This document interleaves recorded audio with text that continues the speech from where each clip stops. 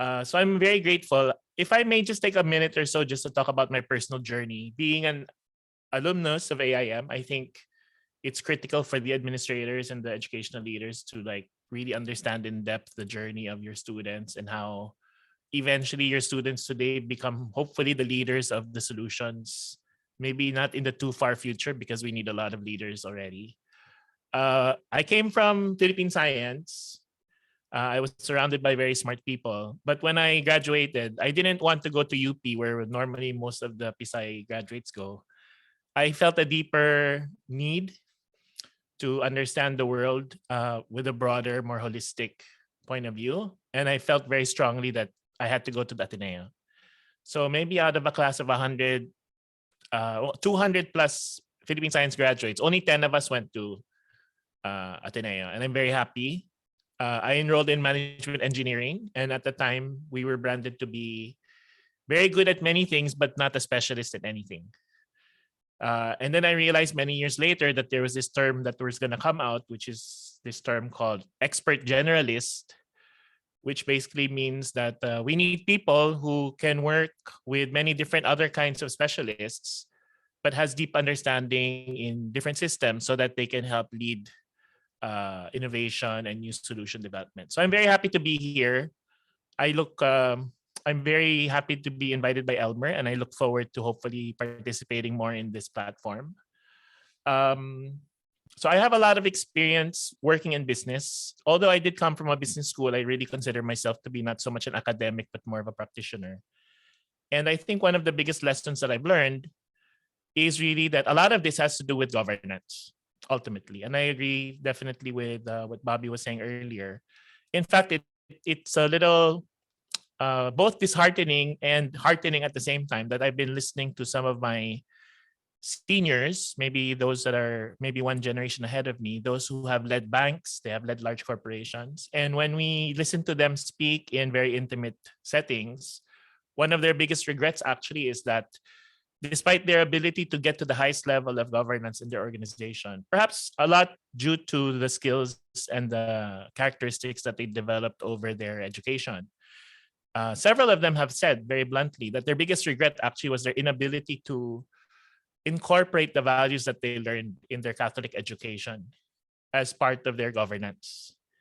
And having had the benefit of listening to the wisdom of those that have come before us, I feel like personally it's my mission today to really collaborate, with a wide group of people and, try to maybe answer certain challenges. No? So I think in general, when we talk about this Jesuit University network and having a social lab, I think from my perspective, having worked with businesses in a very practical practitioner way, the challenge really is how do we encourage the businesses, or more specifically the governance, the board, the senior managers, how do we convince them to step out of successful models and experiment and invest their money in new core business models that will be more relevant and more responsive to the changing environment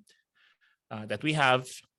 And they need to be built in a context where the governance is not just purely profit measurement, but it really will have to be more about impact measurement, which is still, as I was saying earlier, something that needs to be studied more intently, more deeply, so that we can really develop the next generation leaders who will run organizations, not just based on their economic sustainability, but also their impact. And I'm very happy that we're talking about this in the context of our Catholic values, in the context of Laudato Si. I think that it gives it more meaning to our graduates when we talk about it, not just in the context of regulatory ESG from the SEC point of view, for example, or sustainable finance from the financial sector's point of view, but really from a deeper values, from a deeper place, from our values, and from our real, genuine sense of justice towards nature and towards other people.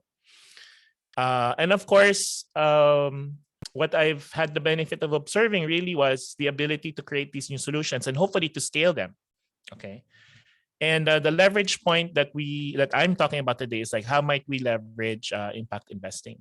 So, just to help us visually, part of the day-to-day challenge that I have is to work with boards and companies and convince them that okay, here you're right here right now, and how are we going to work together to figure out how we might move to other business models that have a more balanced impact, something that is more sustainable for the next 50 years. And this is a challenge. So if you notice, there are three considerations here: economic considerations, ecological, and social.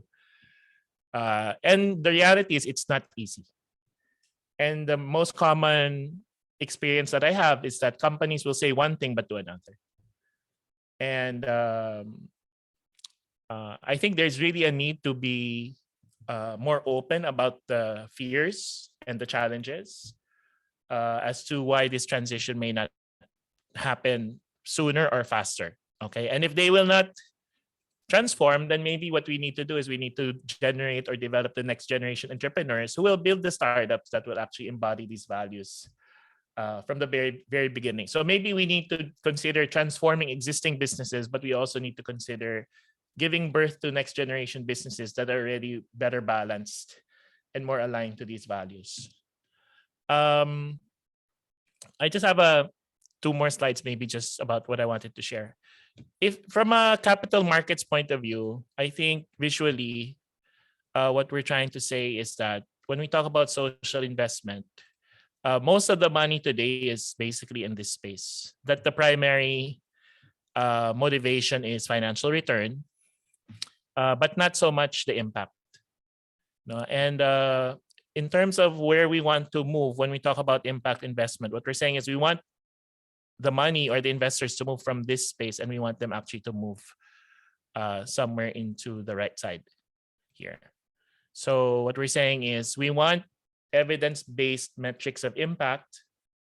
The SDGs, for example, is one example of a menu, so to speak, of where the impact might happen. Laudato Si, of course, talks about where we would like to see that impact. But to make that sustainable from a capital markets point of view, then it does have to earn some kind of return. And this is the basic challenge today. Do we have business models that are designed to create both the impact and the sustainable rate of return so that funds can continuously flow? Okay. So what are some of the key challenges that I see for this group today? So one is how might we leverage this initiative, this social finance lab, across different Jesuit universities? How might we leverage the laboratory, considering that it's being built outside of the current structure of the university? So it's not it's not within the performance metrics of those running the school probably at the moment. So it's not yet maybe part of the core. So how might we leverage this to create prototypes and new models that will respond to the needs of the community? And when I say new models, I'm not just talking about new energy models, but everything else that is a precondition also to having new energy models, which is, do we have the supply chain needed to support all the enterprises or models that will be consuming this new energy? Okay. By the way, when I talk about energy, because I had a very huge health scare many years ago, I'm also very curious about studying my own energy within myself. So I study things that affect my mitochondria. I study the effect of sleep and diet and food on my own personal energy so that I can inspire others to allocate their energy to the creation of these new models. And therefore, I think about energy also in terms of like food production. I think about energy in terms of like being able to create comfortable shelters where people can rest and relax and recharge and work and be creative, etc. So my definition of energy is actually quite broad, and I can think about the innovations happening in several horizons. So maybe in the near term, we're talking about innovations adjacent to the existing power system, but in the future, we might really be thinking about energy in a larger, more meta way, and to think about how this energy can be created more more accessibly, more affordably, so that people can have the energy so that they can develop themselves better. So how might we leverage the lab? And of course, I read the website about the lab. So maybe one of the challenges is to really figure out, if we believe that this lab should be leveraged, what should the capabilities, features, and resources be, so that more collaborators will come on board, more investors will come on board, to incentivize more students and more teachers to join. What kind of stakeholders, relationships, and commitments should we explore to make this happen? And when it comes to impact investment per se, hopefully the universities can figure out what is their contribution to the formation of this kind of capital market in the future. I'm pretty sure that the existing capital markets, whether banking or equity or investments, many of them have been graduates of our universities. So the question is, how can we create this new market if we're not yet teaching it or discussing it at the university level to shape the future leaders? No? So how might we understand the transformation of social finance and the design of impact investment funds so that it may become a high impact leverage point for change, to allow us to respond to the call for justice and fulfill our highest human potential? And maybe finally, also because I'm very much interested in the transformation of education for the next several decades. And we understand, and I know for a fact that there's a high level of dissatisfaction, or a growing level of dissatisfaction, when it comes to perceived value of education. Medyo namamahala na yung iba, or nahihirapan na sa access, or yung mga libre yung access, hindi naman maganda yung quality. So we might also think about this initiative or this platform as a leverage to also ask ourselves, how might we change, or how might we understand how this platform might disrupt learning, how it might bring students closer to the problem. I think my favorite analogy here, having been a teacher for a long time, is that these kinds of projects in schools normally would be like your capstone project at the end of a course. And it would be used more like to prove what you have learned during the course.